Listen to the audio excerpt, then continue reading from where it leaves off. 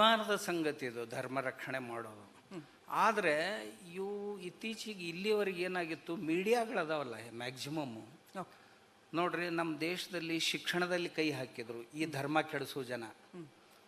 JNU ಕೈ ಹಾಕಿದ್ರು, ಅಲ್ಲಿ ಕೆಡಿಸಿದ್ರು.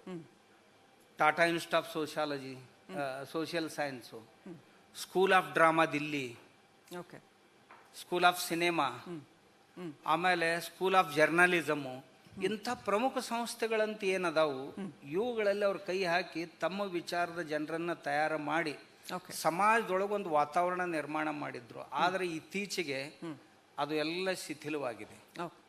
ಆಗಿ ಈಗ ಫೀಲ್ಡ್ನಲ್ಲಿ ಏನು ನಡೀತಾ ಇದೆ ಅದನ್ನು ನೋಡಿ ರಿಪೋರ್ಟ್ ಮಾಡುವಂತಹ ಪರಿಸ್ಥಿತಿ ತಮ್ಮಂಥವರಿಂದಾಗಿ ಬಂದಿದೆ. ಈಗ ಜಸ್ಟ್ ರಿಪಬ್ಲಿಕ್ ಟಿವಿನೇ ಇದೆ.